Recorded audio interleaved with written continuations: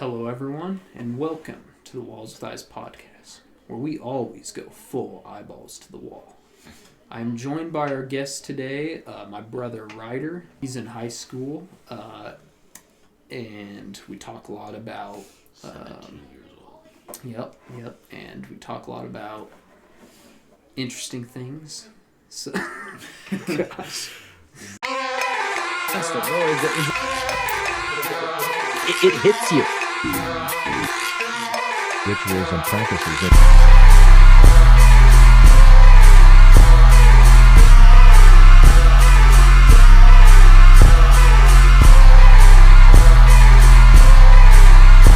Five Nights at Freddy's.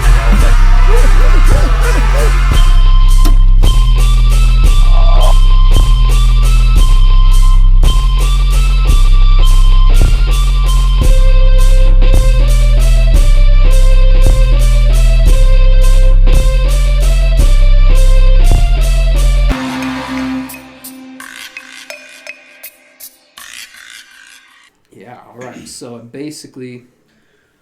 I wanted to get into this tweet that I saw from Jordan Peterson the other day, talking about how Disney's totally going downhill because they just posted this. Well, someone recorded this actually on their TV of this cartoon. It's talking about white fragility. It's just ridiculous. Well, you understand love, don't you? No, I do not understand anything about white fragility. White fragility? What's that supposed to mean? You know what it means. You're doing it right now. Doing what? Being defensive about race.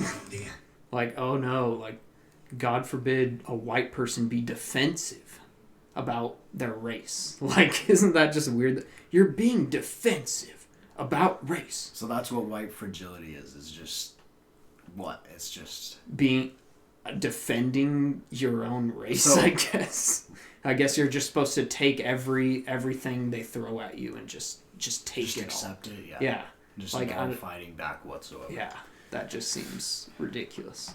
So we have to live up to what other races tell us to live up to, basically. Right. Which Yeah. is literally completely the opposite of what we should be doing. Yeah. It's just and it's here, let's finish the video. Okay. Yet again, same cover and everything. No, read page 39. He reads page 39. That made me mad.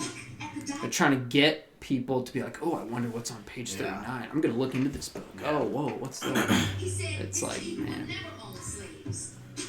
He just dismissed me like that. White fragility.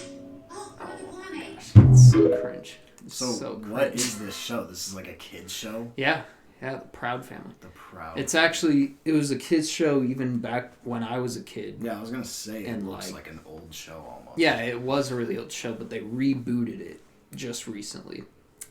And now it's all woke and all that. Oh yep. my gosh. The show used to be great, but yeah, now it's completely off the woke end. So It's horrible. So yeah, I was even gonna say about how they're like white fragility, like. So is fragility now like a bad thing?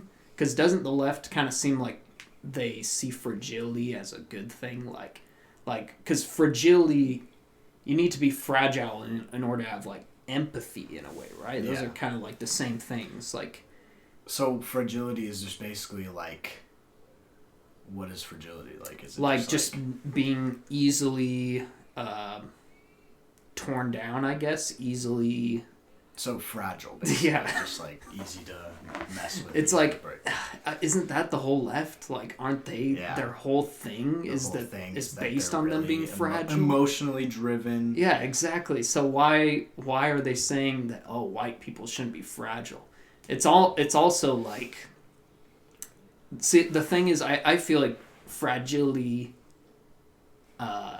Can be a good thing in the right like situation, like like moms who are caring for their children, like there's an element of like fragility in that, like the kid is fragile, and we I don't know how to describe it. Like, we protect things that are fragile, basically, is what I'm saying. Like, so to act like fragility is a bad thing, it kind of reminds me of, like, old tribalistic kind of morality, where, like, if you're a member of the tribe and you're too fragile, then we're going to banish you from the tribe. It's, like, really tribalistic, whereas I feel like now, in a society that's based on Christian values, we tend to value human life way more, to the point where we're not going to just banish someone from society for being fragile. Because that's the difference between Christianity and all these different cultures, is that Christianity has a huge kind of like extreme value of human life. It extremely values human life. So like, that's kind of, and when we don't have that, I guess this is the kind of stuff that happens. It's kind of ridiculous. But yeah, let's see, what else can we get into? Basically covered that. I think that's like, it's really interesting, like, defining, like, what or who should be, like, who should have fragility, really, because it's like... Right. Because I always have wondered, like, for basically, I mean, as long as I can remember, like, is a man supposed to just be strong, like, in just all the time? And what do they mean by strong exactly? Like, right. Because there can be multiple different meanings to that. Like, I mean, physically strong, but mentally strong as well, which is what I think men should be. Yeah. But it's like, what does that exactly mean? Because it seems like the woke idea is that men should be, like, the woke idea is that they should be too fragile almost. Right, like they're too emotional, and they're too, like, they're just babies, you know? Like, yeah, exactly. And so, what I've always wondered is, like, what is a man supposed to be in God's eyes? Right. Because I remember researching that, and, like, it saying that a man of God is a man that does everything in the name of love.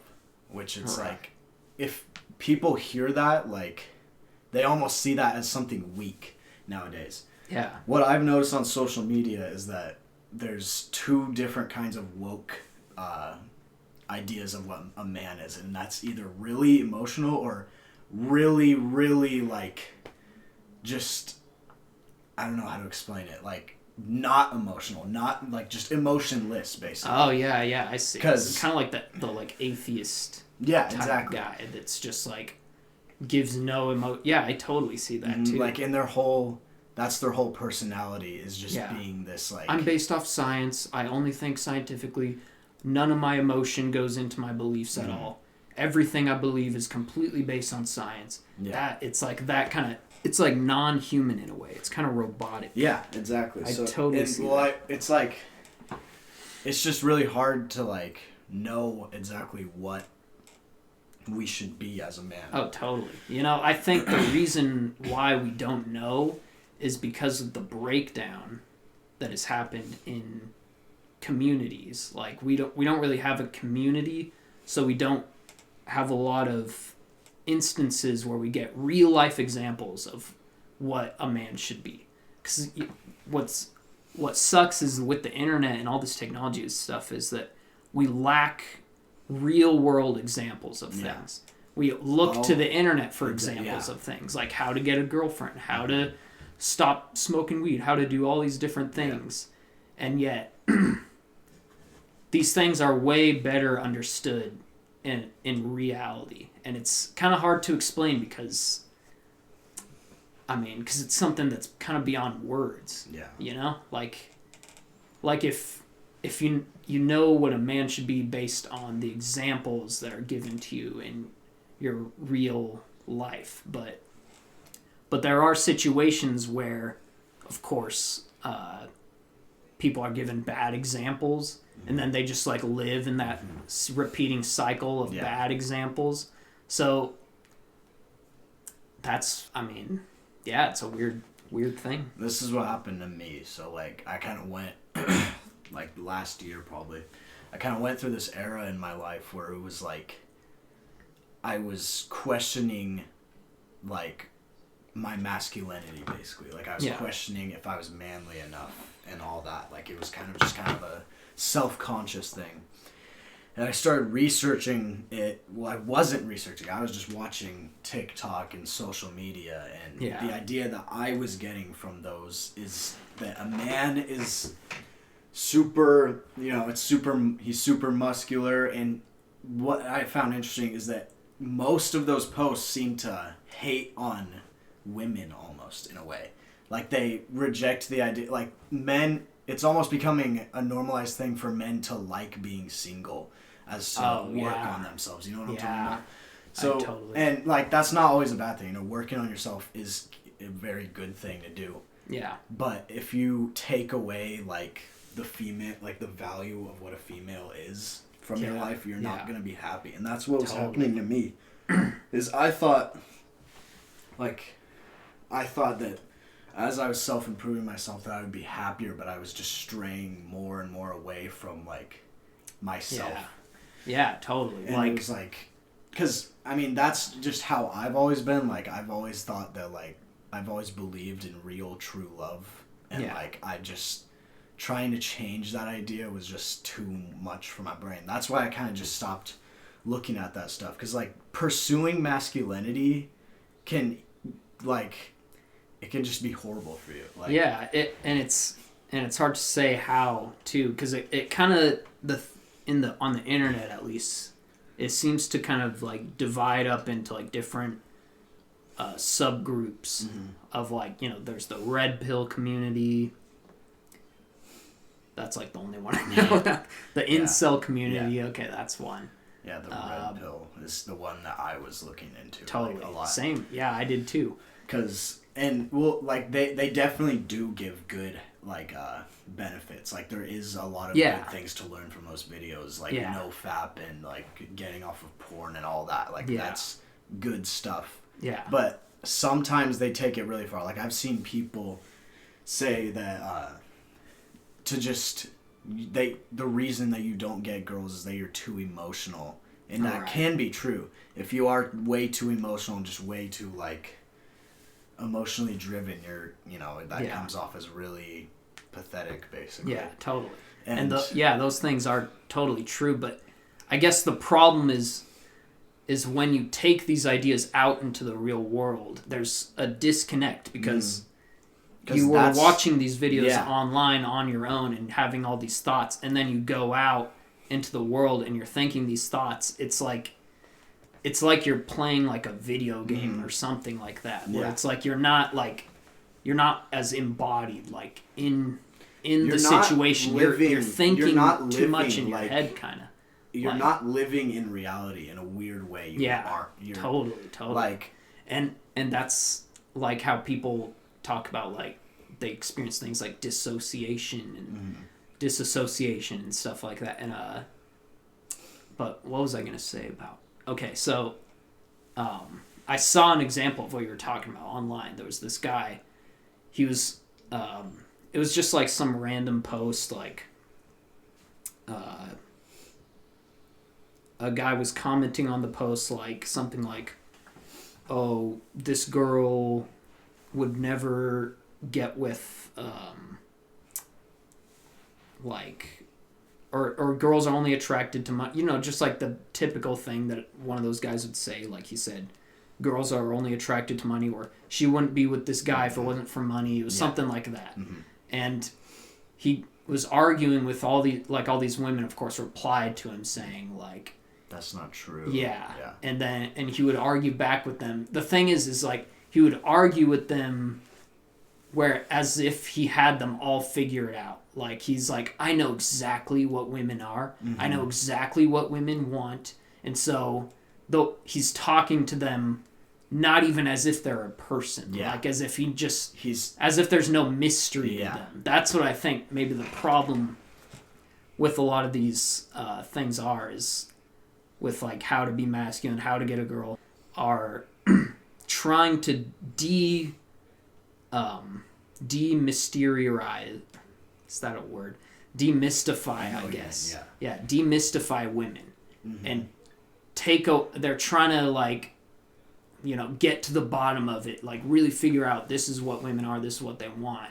Whereas I think there's like something fundamentally like in femininity, in being a woman, that is mysterious. Yeah. Like it's fundamentally mysterious. Mm-hmm. So when you try to get rid of that mystery, you're not seeing women for what they really are, which is mysterious. That's the thing, is like you can't demystify them.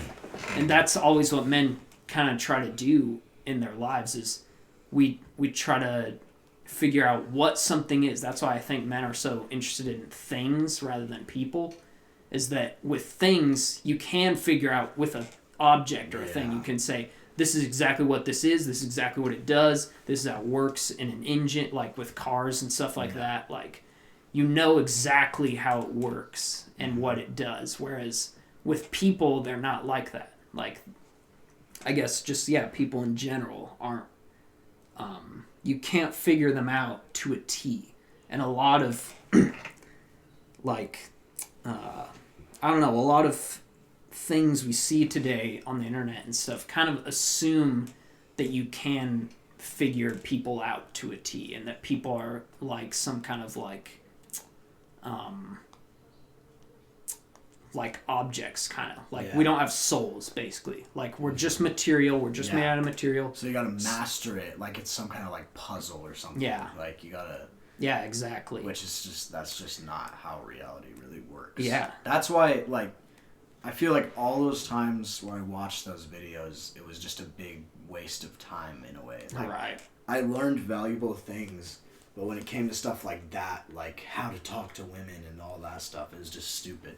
Like, I feel like going through life naturally is kind of one of the best ways to go through life in a way. Oh, totally. Because, I mean, that was the majority of human history. Yeah, and you can learn valuable things on the internet. But think about it like this. Like, think about men back in, like, just way back, right? I mean, they were huge, they were big and strong, and they were just peak male performance. They didn't have the internet. They didn't have any of that. Yeah. So how did they do it? How did they... It's because they were living in reality. They lived it. They were in reality. They didn't need some video to tell them what to do. Yeah, that's the problem. Is like, it's just a really weird cycle that you kind of get into.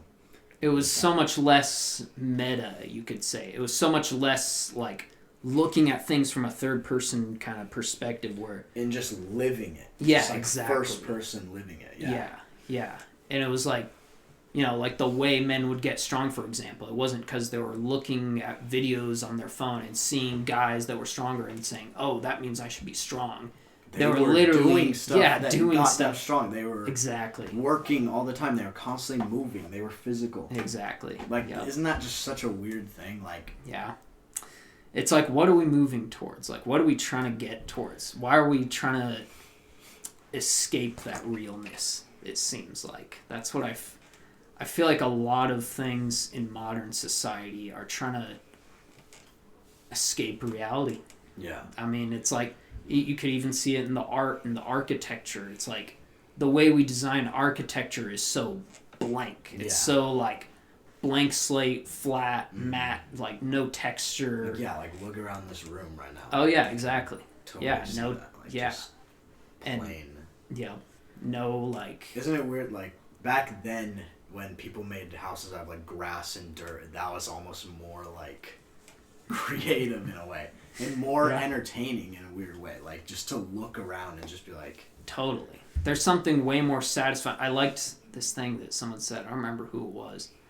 They said, like... I think it was on a podcast. They said, I hate the straight lines of town and urban living. And they love the wiggly lines in nature, like when you go out to the forest or something. And that totally makes sense. Like if you walk down a street, you're in a suburb or wherever, just like... It's just a straight... Yeah, there's so many straight lines and angles, and there's no kind of wavy texture to it. Don't you feel like that's kind of like symbolic in a weird way of like life? Like if you're living life through just like technology and like just, you know, roads and stuff like that. Like you live life and it's just a straight path. That's kind of scary. And you get right to where you need to your go. destination. And, but if you take the natural way, you kind of have to do all these things. You have to go through all these twists and turns, and that's in those twists and turns you kind of learn different things in a weird way. Like it's just it's a weird symbolism. It's like you see different sides better of things. Yeah, like, exactly. Yeah. That's cool. I like that kind of analogy because it's like you can even see it, the wiggly line where you're kind of going through. Maybe what it is like ups and downs, like because when I just think about being out in nature, like if you're trying to live out in nature or live off the grid or whatever, you're gonna go through a lot of ups and downs, like where you you know, you don't have food or you don't have something you need, then you have to like work to get it. You have to hunt to get your food. So you're going through periods of downs and then periods of, oh, I got the thing. Now I can finally eat. Yeah. But there really is something satisfying about that. And I love that experience. I love the experience of needing something and then working and then going getting through something. Yeah, actually going through something instead of just a straight line. Yeah, like that's what technology is just a straight line. You know, that's exactly what it is. Like you get you whatever look you want. up whatever you want and just get it straight there. You're horny, just watch porn. Yep. Just look it up on your computer. Yeah, instead of having to go through these twists and turns of life, which are actually in your life that lead you to a woman. Yeah, and which are actually beautiful. Those experiences of, like, you know, and it's so weird how it's just that stuff is scary now to people. Yeah, it's scary to talk to a girl. It's scary to try to do anything real nowadays. Yeah, and that's because we're just not used to it. I guess we've just kind of I guess that's what you could say. Technology. Yeah, that was my first question. Was what is technology? What is this all leading towards? And I guess an escape from the harsh, the windy road. Yeah, pretty much. The twists and the turns. Yep. That's what technology is trying to... You know what's the scary thing is that we all have an end of our destination. The end of our destination is our death. Like, the death of ourselves. So, it's like, are you sure you want a straight line to that? Yeah. Like, if you think about it in an ultimate kind of sense. Yeah. Are you sure you just want a straight line to your death? You want that your life to be that? It's like, nah, I kind of want to take some, like, you know, make it interesting, actually. Like, like if you think about it... In a way that almost kind of slows down your death. Yeah. Like it... Yeah, because you're not slowing going down just time. Straight down. You're kind of going through these different paths. Like, think about it like this. Like, let's say... Okay, let's compare just walking down the street, right? You're just walking down the street in your town or city or whatever. All right? And you just don't see a lot, you know? You just look around you see houses, you see dumpsters, you see cars and all that. But then let's say you compare that to walking through a forest that you've never been in before. And you just... Each different wind and different path that you take, like... You see something. You see, like. You see more. You just see more. Yeah, and you do see new things. Like you see new things, and if you apply that to your life, apply the windy road to your life, like you see more things. Just like walking through a forest. If you take a different path instead of going just straight down, you'll see all sorts of different things. Yeah. No, totally, yeah. And there's less... Well, I mean, I guess there are still categories in nature. Like, we have, you know, there's trees, and then grass, and then dirt, and, like, we do have categories for... But, I don't know, there's something about in town, it's like the categories are just, like, too much. It's like, just, like, cars and buildings and houses. I just feel like when you're out in nature, you can like look at a piece of like bark or something and just like look at it really up close, and you can just see this like little world inside anything you pick up in nature. It's like infinitely complex. Yeah. And like you can just get lost in like just little things like, and it's super interesting. But I recently watched, well, we both recently watched Everything Everywhere All at Once.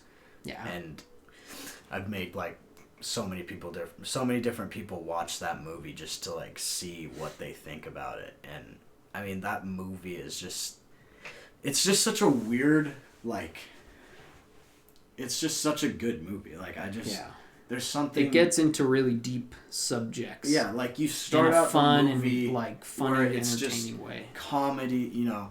Yeah. It's like I think that's the best movie to make. That's kind of the movies that I want to make. Totally. Like, when I become a filmmaker, I want to make something that's really like funny and entertaining, but like under all of that, near the end. It doesn't just have a surface level. Yeah. There's like a deeper part of the movie. Yeah, there's a really deep meaning to all of it. And that movie was so good at having multiple different meanings, but not like making it too much, you know? Like, it talks about what we were just talking about, like the pursuit of masculinity. I mean, the dad in that movie, Wayne. Yeah, totally.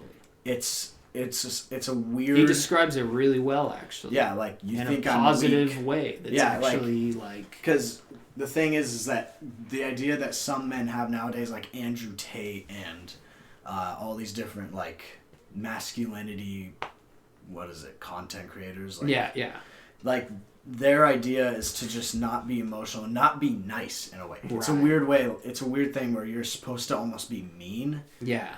Which is not. I just don't think that's how it's supposed to be. Yeah, I don't either. Why would you want to be a mean person throughout your whole life? Exactly. Yeah, and I can definitely see the benefit to that, which is getting what you want when you want it. Yeah. But I guess then it goes to, what do you value? Do you just value getting what you want when you want it, or do you also value things like what is a person's experience when they're around you? Like, are they having a good experience? Are you someone who's enjoyable to be around? It's like, because the people who are just like you said, just angry all the time and just focused on getting the bag and just like whatever it is, they're not. You don't want to be around those people, I guess. Yeah, I know what you mean. So it's like you do have to have, and I think Andrew Tate, he kind of puts on a character a bit, because I've heard a lot of people say in videos things like he's super nice in person. He's actually this really cool guy, which I could kind of believe that. I'm sure he is. But and maybe there's something about his kind of persona that's like it's not like I do think he's like off balance in a way, like how he's just making or telling men that they just need to be focused on like getting a Bugatti or whatever, and that's the goal of life, like but I was gonna say, I think we manifested Andrew Tate in a way. Or like the collective of men who don't know how to be a man, kind of like that need. Someone had to come along and fill that need. So it was him. It just happened to be him.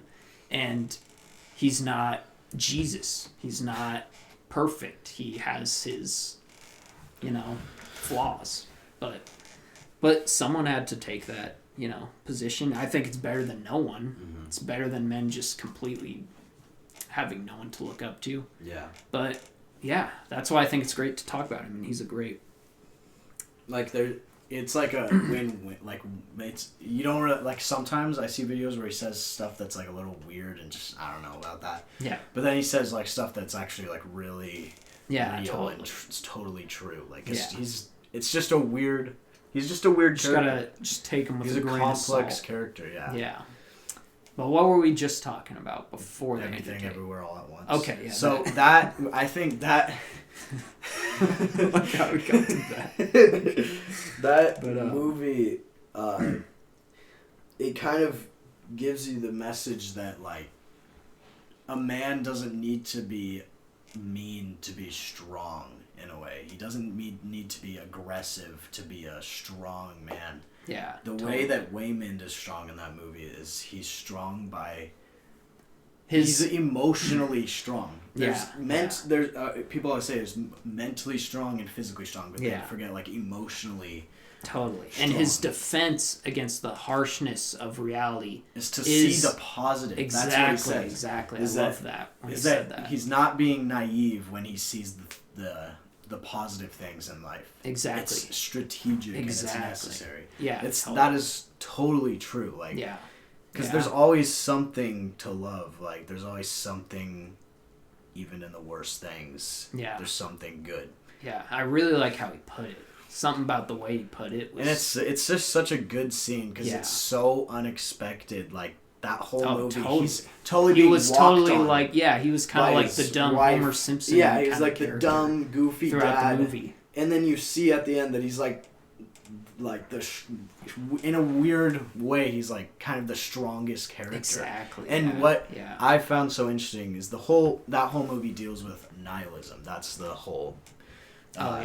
That's that's the villain in that movie is nihilism, the bagel. Yeah, exactly. And so, in a weird way, he's what liberates nihilism in a way. He defeats nihilism. And it's just kind of weird.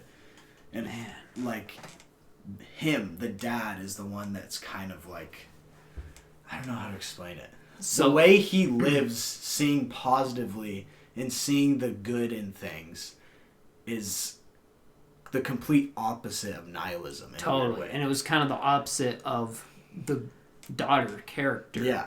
The kind of the things she would say and like the arguments she would make were basically the polar opposite. Like, and you know what we should do? I was even thinking about this the other day. I want to do like movie dissections. Yeah. Like we dissect movies and we talk about the symbolism behind it. Yeah, that would be a really good one. Awesome.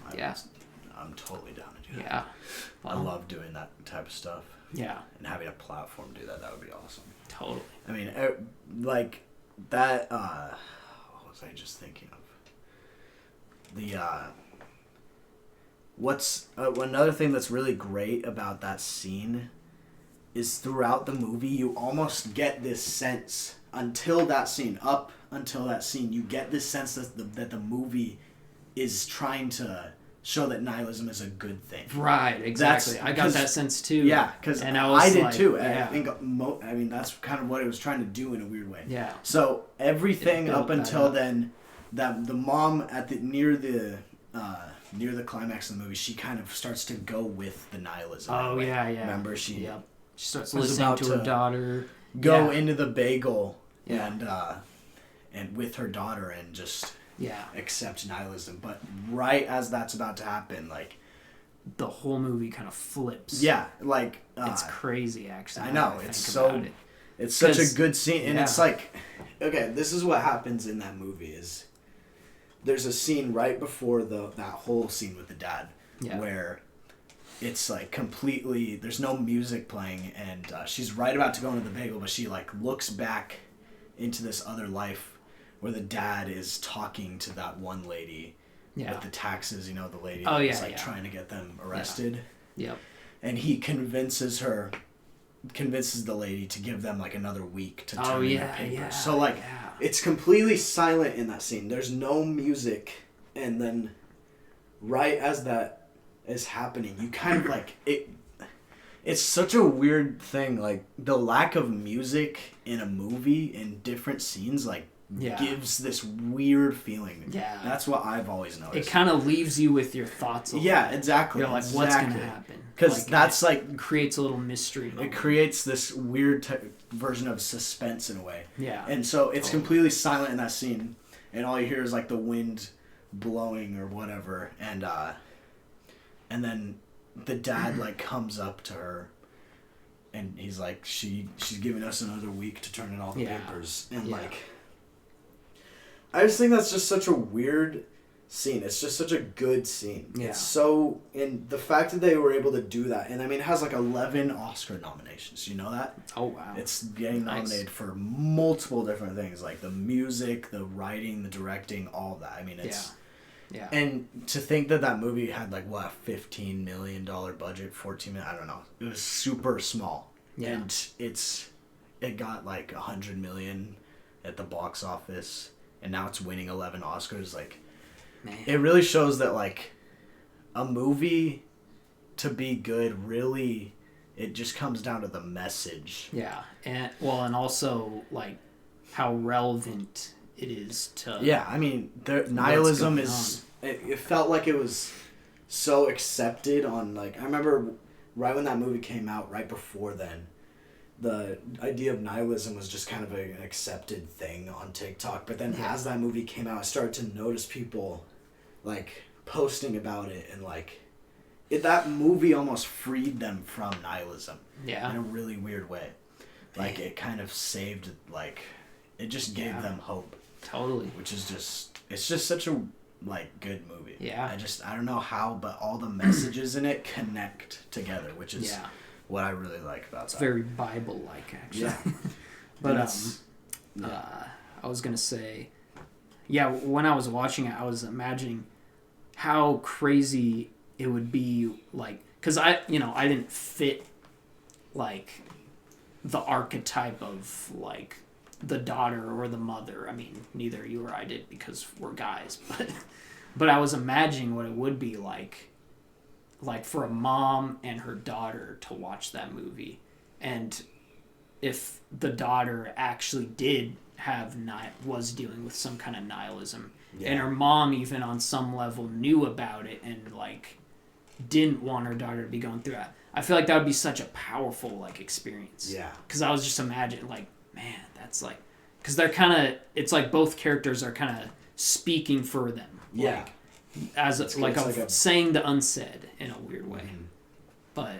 And that's awesome. But it's kind of a weird, I'm just now like thinking about this. Isn't it kind of a weird kind of symbolism? Those videos that you showed me, I don't remember who it was.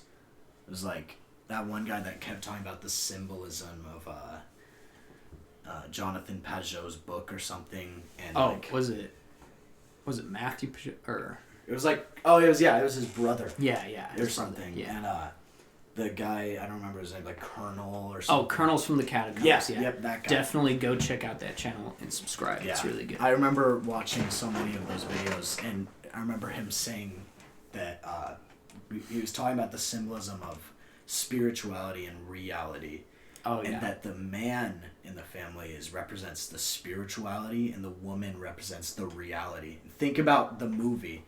Waymond represents the spirituality. He represents like the meaning of everything, and the mom, the woman, kind of is like in this weird reality, kind of nihilistic. View. I totally see that. And you know what's kind of happening in society is the switch of that, where it's like the woman providing the spirituality. Yeah, that's kind of like, I mean, you see in Ariana Grande's God is a woman, I don't know. I see it a lot. Just like this kind of raising women up as who we need to listen to. We need to start listening to women. Yeah. It's like, we just need whoever we listen to is in a way who we worship. I mean, it's like, people...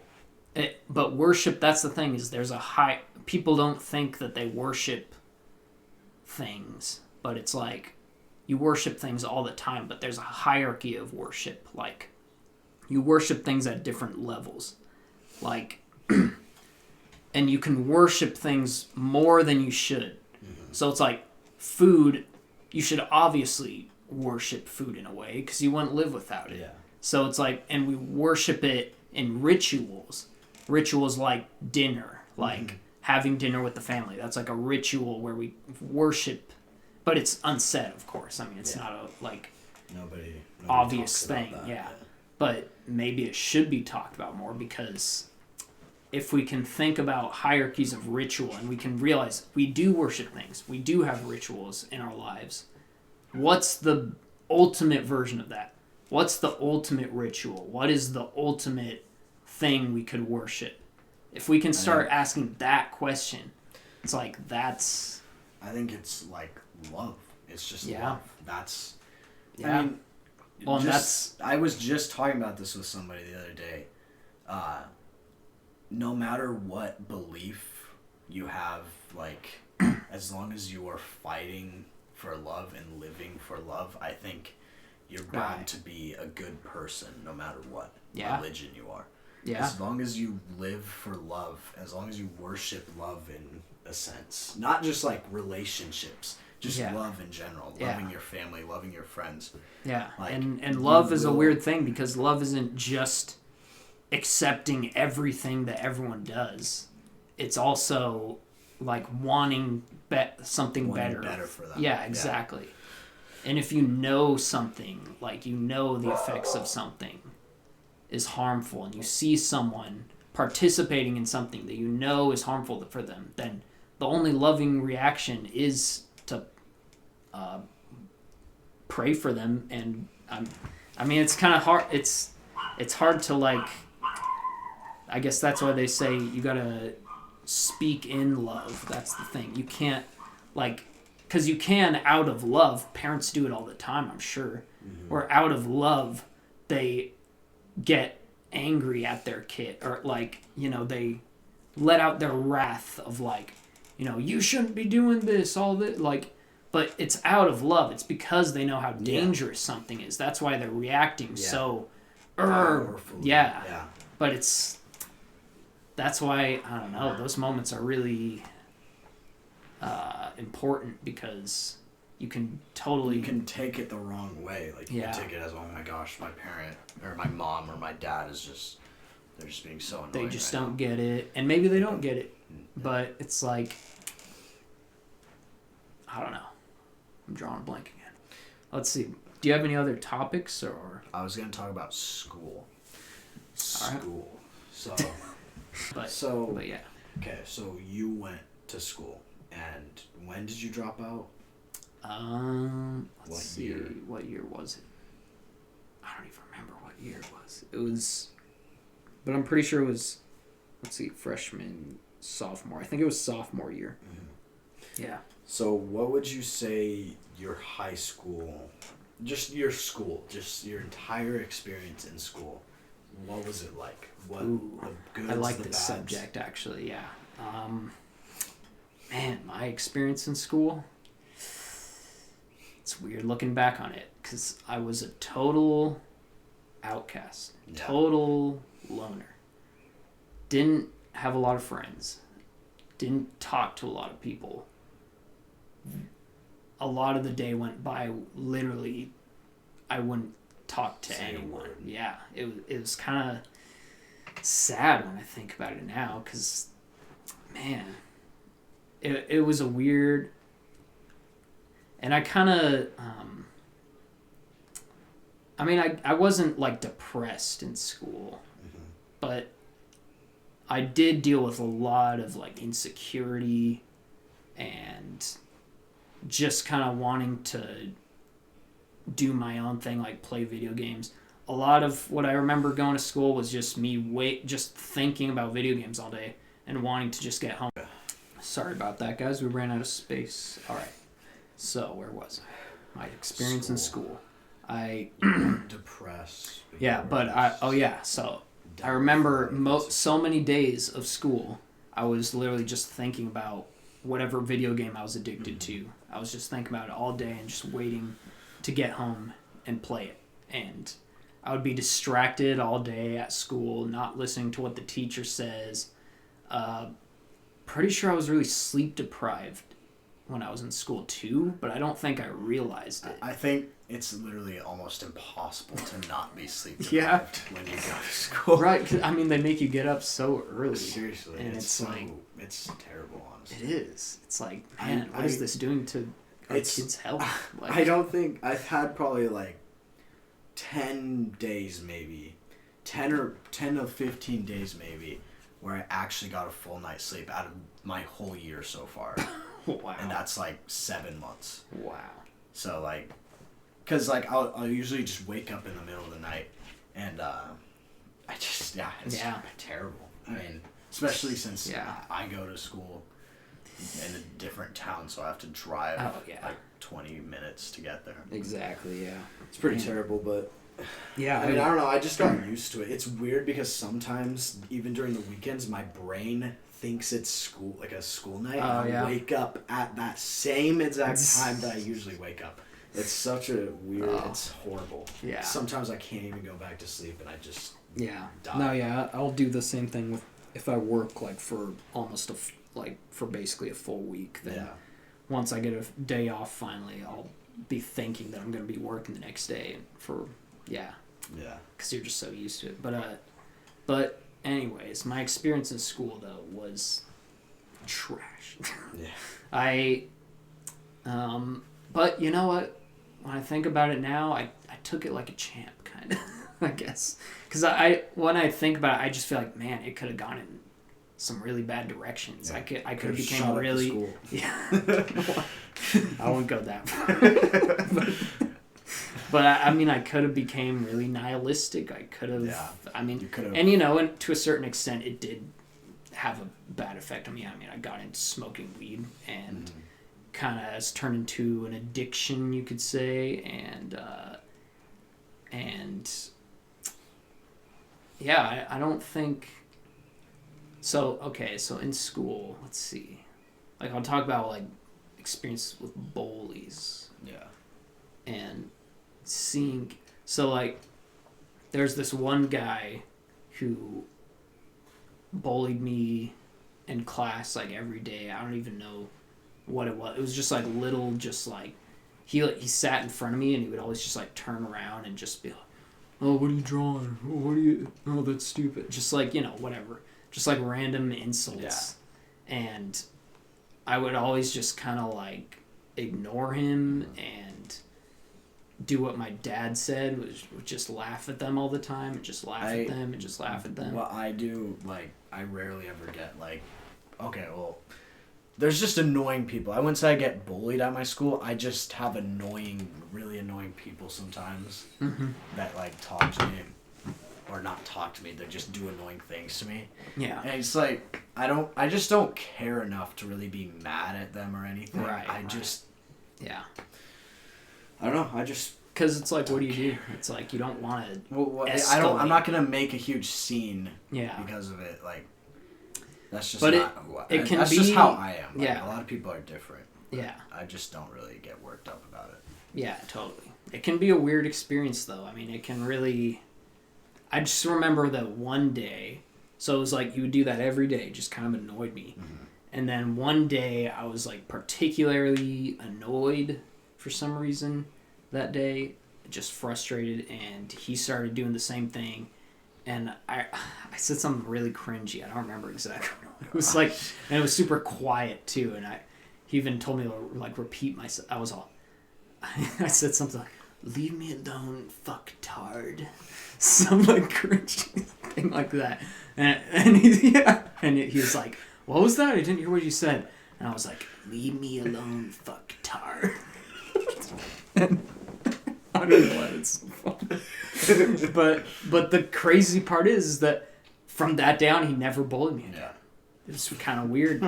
He just didn't, and he even kind of like, well, he was even kind of like friendly to me a little bit after that too. Like because he thought you were gonna like maybe.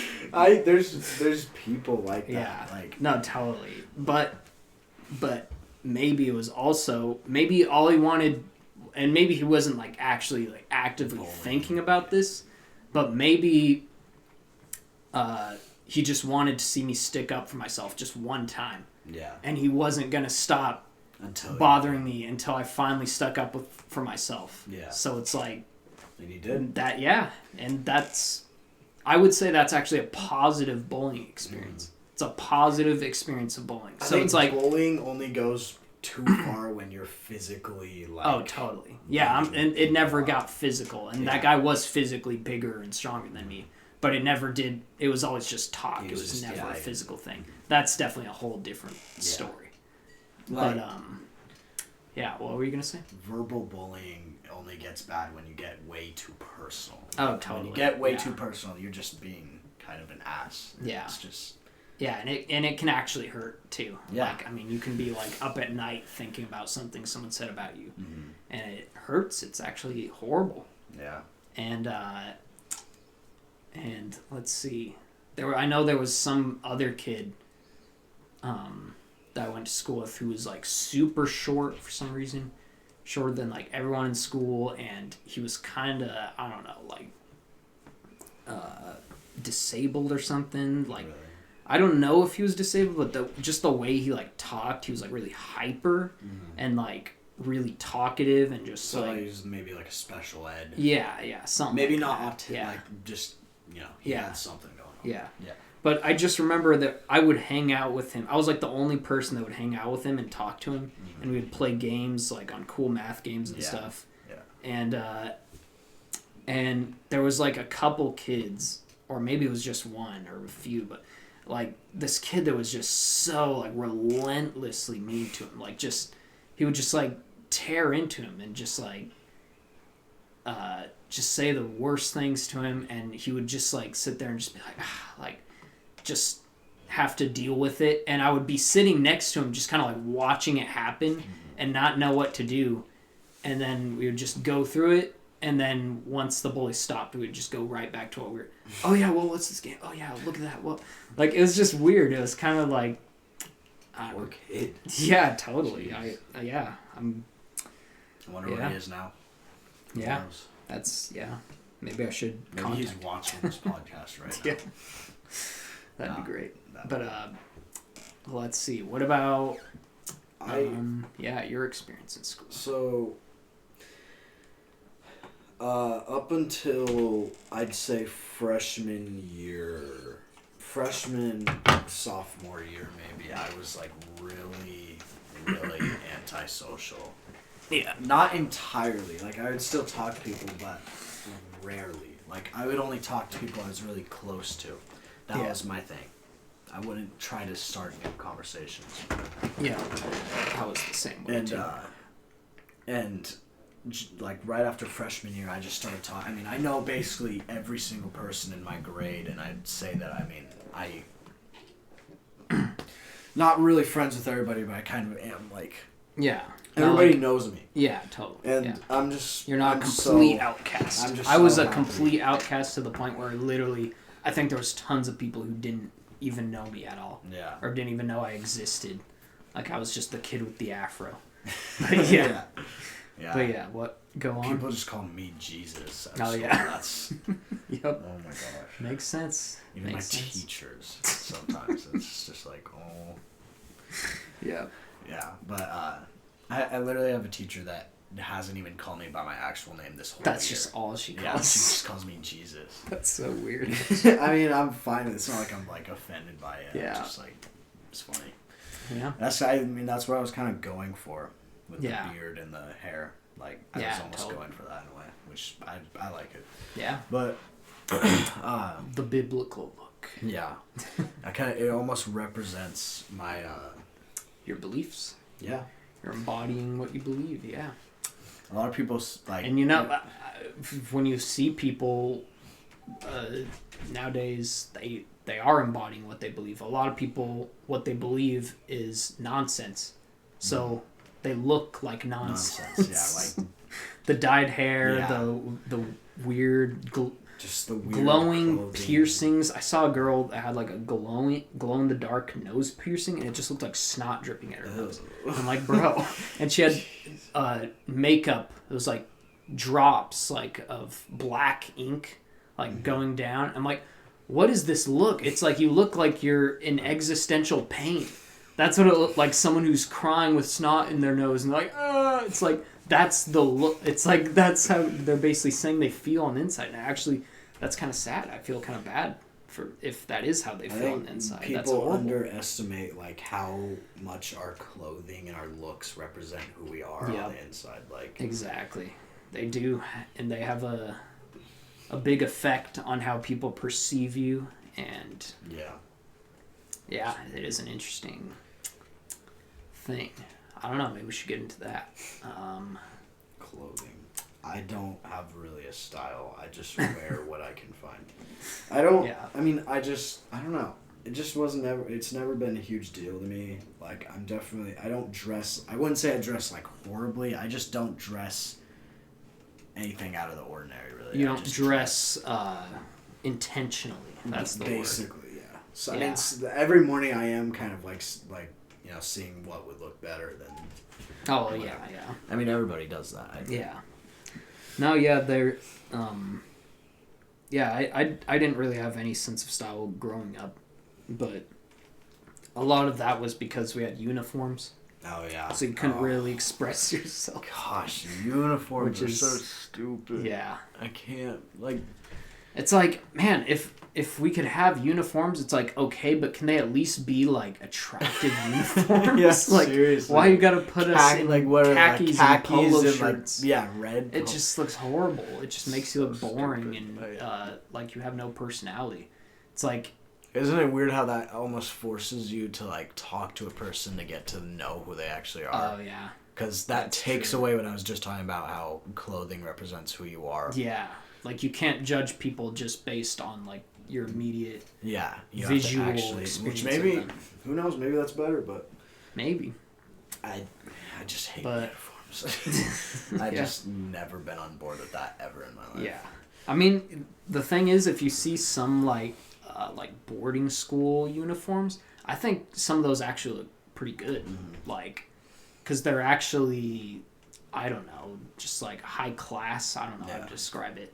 But like they just don't... I mean, it always looks good on people. Like, I mean, spaghetti. No. So, but yeah, I didn't have a sense of style growing up.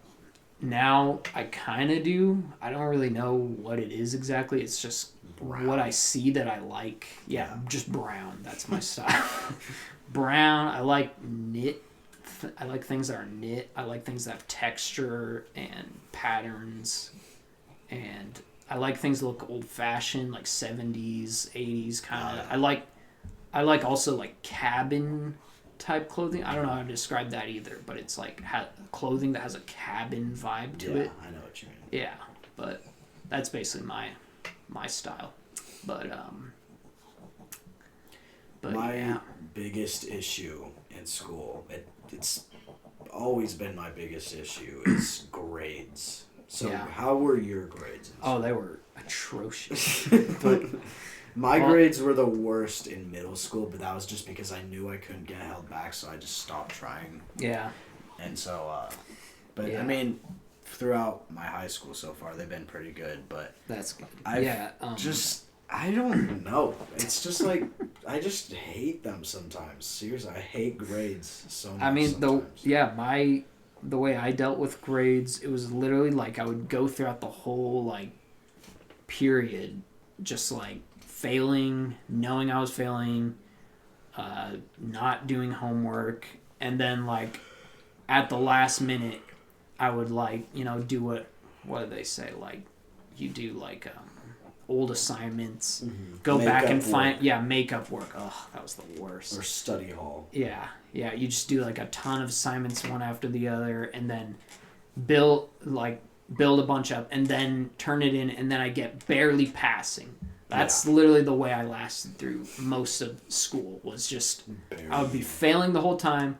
Then right at the last minute, I would make up work, and then I would just get barely a C or like whatever. But you're still passing at least. Yeah, that's true. But I was putting myself through unnecessary stress. It was just stupid. But I was definitely the worst at math.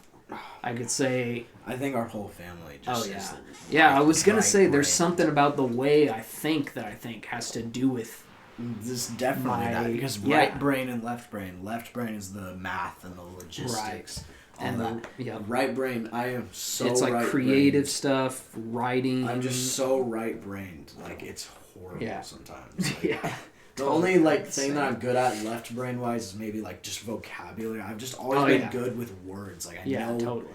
Like I won a few spelling bees like in class. Yeah. Which was just crazy considering how much smarter everybody was then. Yeah, I always did super good on spelling tests. I always loved spelling tests actually because I was just like, I know I'm gonna ace this. Yeah. Every time I did the one, I was like, I know I'm gonna do super good.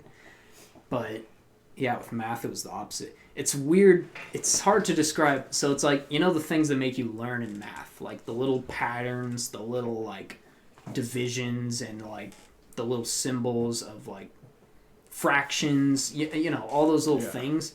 For some reason, those just wouldn't store in my memory. It was like I couldn't get them to like. It was like they were always new to me. Like every time I would go back to it, it was like I didn't have it stored in my memory, and I don't know what. And so when I would learn math, or when they would teach math, so like you know how your brain, like you pay attention to things for a reason. Like if you're paying attention to something, it's because you think there's something valuable there. Yeah. Like there's something like, and I would do that when it was like in writing and reading and writing class. I would listen to the story because I was actually interested in what the story was about, and even with words and stuff, learning words, I felt like there was something useful about it. But with math, I don't know, that nothing in me was telling me like that this is going to be really useful for me. Because it isn't. That's the thing. It's like unless you're just wanting to get a good GPA or wanting to get into a good college and get a really high end job, like that actually is related to numbers. Yeah, and, exactly. Then you will do good in math, or you'll want to do good in math. Yeah. I never have wanted a job like business related or anything like that. I've always been I've always just wanted to I just wanted to write and make movies. That's always what I've wanted to do. And you know what's stupid? There's not a single film class in my school. Yeah. And and I have I have an English class, but it doesn't really allow a lot of like creativity. Yeah. It's just like write about this. And I just wish we could like write our own stories. Yeah, that would be fun. I would seriously love doing that. But I mean, I always look just because I'm more of a.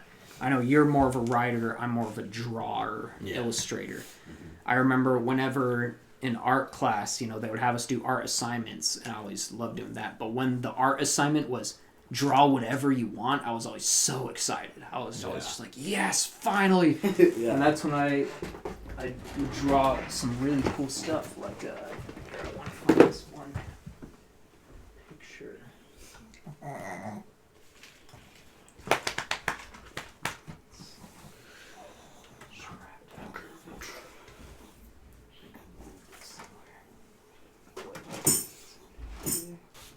Okay, found the picture. So yeah, this is the full picture, as you can see.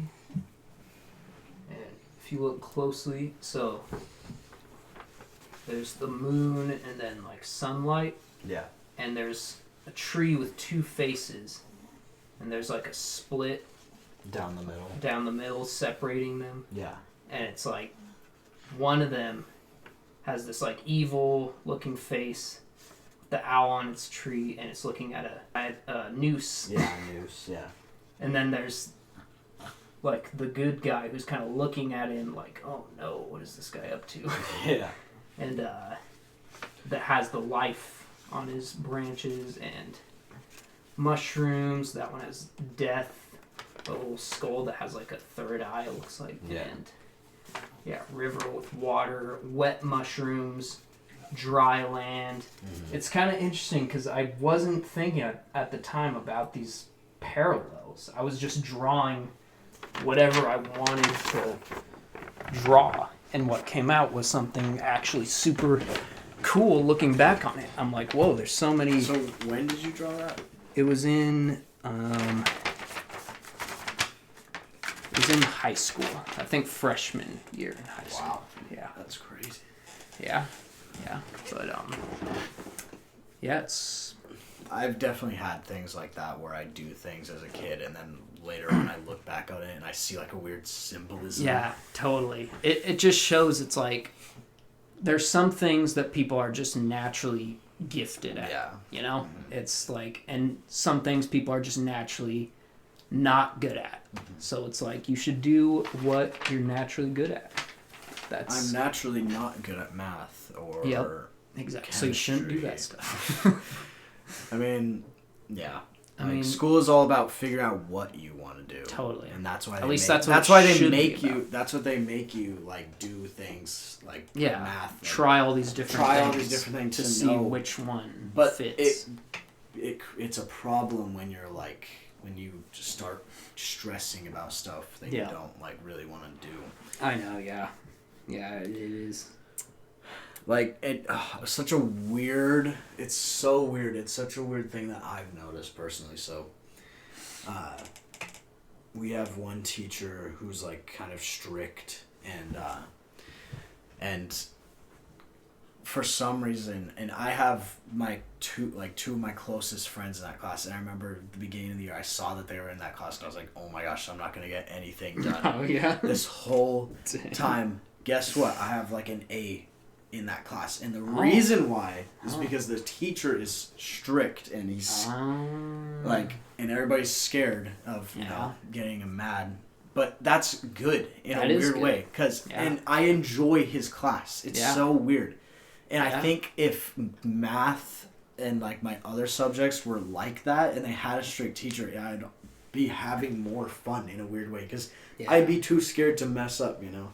Totally. Which is like that sounds a little crazy, but it worked for me personally. And well, there's obviously, I mean, that just shows that's when you know a teacher has mastered their craft. And he's the been there children know that the teacher's strict, but they enjoy the class. Mm-hmm. That's like a really rare thing. That just shows that you have a good teacher too. Totally. And he's been there for a really long time too. He's like one of the oldest teachers we have there. Yeah. And but I'm sure part of the reason why, I mean, I don't know, but part of the reason you probably enjoy it is because he's willing to take the time. If you have something you haven't figured out, he's actually willing to like show you how to do it instead of just getting mad at you and saying, exactly. Why don't you know how to do this? I hate when you ask a teacher like a question, instead of them answering it, they just make you feel stupid. Right.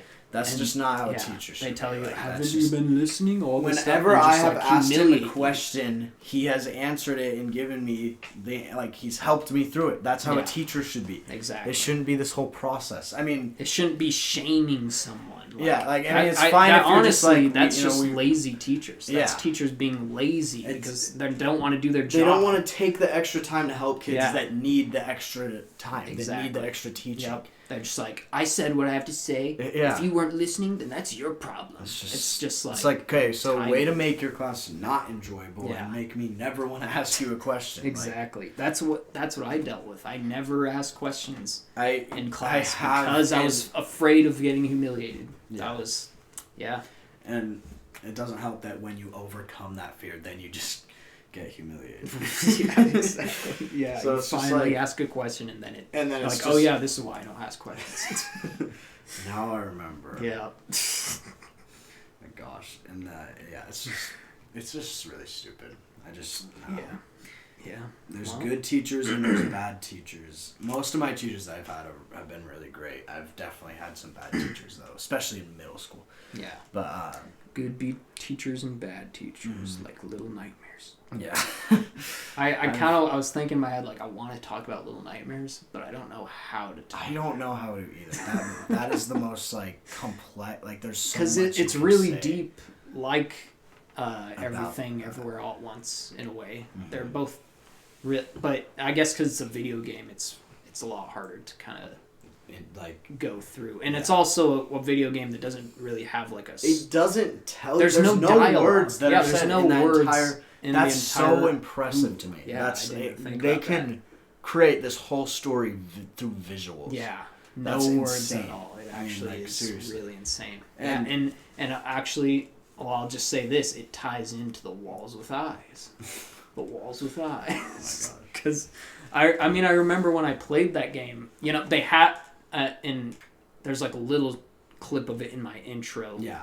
Where he's like going through the TV the and he sees an eyeball. Yeah. So I remember the walls with eyes creature is in that game, and I remember when you guys were showing me the game, I just was so blown away. I was like, "What is this synchronicity?" Because I already talked to you guys about the walls with eyes, and I knew before, when I was playing the game, and I saw that, I was like, "Oh my god, Jake is gonna freak out." And that's why I was just waiting for that. And when I got to the end, I remember everyone kind of like Taylor and Kelsey came upstairs, and you guys were all like watching me play it. Like, oh, look, he's seeing the walls with that, and I don't know. I thought that was such a like crazy moment because. I don't know. I enjoyed watching you guys play that game so much. Yeah, that was so it fun. was. Because we stayed up like all night, like you guys, David, Yep, playing that. David. Yep, that was really fun. Actually, they need to make a third one so bad. That game is so amazing. Yeah. Like I think I've literally, the first time I played Little Nightmares 2, I think I've never enjoyed a game like that. Like even online games, I've never enjoyed a game like that. Yeah. Like. Yeah. There was just something about it that was just so awesome. Yeah. It was just the such gameplay, a great. satisfying. The gameplay was satisfying, and the story was just so intriguing. Like you just want to go deeper. And you like just want to know so much more about what is happening. Exactly. Yeah. And it just you can it tell has a huge twist at the end. Yeah. I mean that whole thing is just crazy. It's just absolutely insane. Yeah. I just realized I don't want to talk too much about it because no one has, some people who are listening to this may not have played it, so they just have no idea what we're talking about. Well, maybe what we should do a let's play. We could do a let's play of Little Nightmares. Do the series, and we could even do commentary as we're playing it. Because, I'll just say one last thing about it. It covers a lot, and even without words, maybe it's my own interpretation of it, but I feel like it covers things that are happening in society nowadays in a weird I don't know how to describe it's like the visual they make everything look creepy and twisted and but if you show the dark side of things. It's a different version of just the stuff we see every single day. Exactly they have the doctor, the teacher, it's a dramatized the hunter version. Yeah, exactly. And don't you think it's okay, wait, yeah, we can't talk about too much. There's we should definitely do a let's play of it though. That would be really awesome. Yeah. But yeah, let's see what else. I remember I made Noah play the entire first game and then the DLC for the first game and then the second game all in one night. Oh man. And he loved it. Oh man, yeah, that sounds awesome. Yeah. I've said before. Okay, one last thing. Jordan Peterson is Thin Man. There, that's all I'll say. That's all I'm gonna say. There we go. That's a good way to end the podcast. I don't know. Do you have anything else you want to cover? I think we've hit the hour mark. Yeah. I don't know. Yeah. Not really. I mean, it was pretty good for our first podcast together. Yeah. Yeah, we should definitely do more. And hope you guys enjoyed. And we'll see you all in the next one. All right. Pretty good.